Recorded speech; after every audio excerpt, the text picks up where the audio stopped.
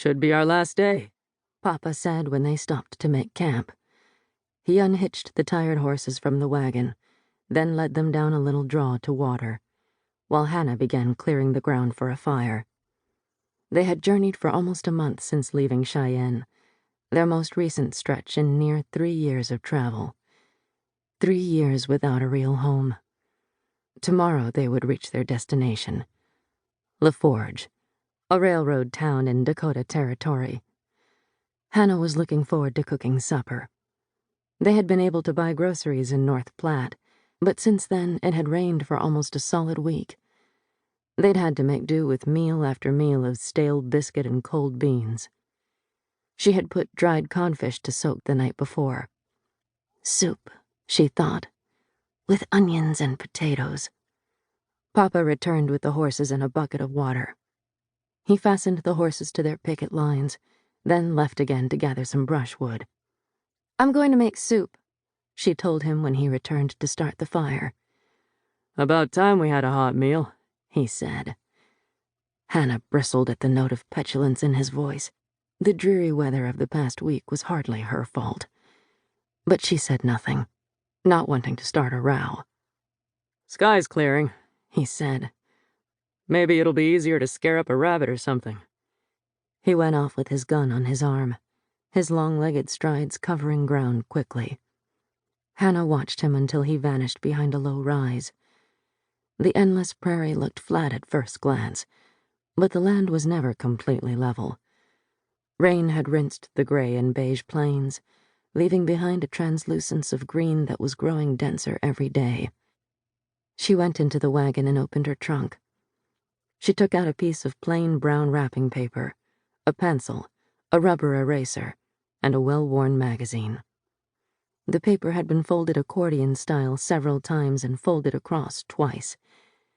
Opened out, the creases formed rectangles about 2 inches wide and 3 inches tall, 3 dozen of them. Hanna had used up about half the rectangles on one side of the paper. In each was a small pencil sketch of a dress. House dresses, visiting dresses, dresses for church, even ball gowns. She had seen pictures of ball gowns in the Godey's Ladies' Book magazine, and it was fun to draw the elegant garments, even though she would never have a chance to see or wear one. Now she leafed through an issue of Godey's from last summer, the latest she had been able to get. On page after page, there were drawings of every kind of garment. Some were available ready-made. For others, paper patterns and instructions could be mail-ordered. She found pictures of 2 gowns that interested her. She took up her pencil and began to draw, combining the bodice of one dress with the skirt of the other. She also added a trimming of braid around the cuffs and hem of the bodice. She eyed the drawing critically. Something wasn't quite right. The skirt was too full for the length of the bodice. She erased the skirt and drew it again, this time with a slimmer profile. Yes, better. For the past 3 years, Hanna had done all the family sewing. Papa bought his coats and jackets. She made his trousers, overalls, shirts, drawers, and nightshirts, as well as her own dresses and undergarments.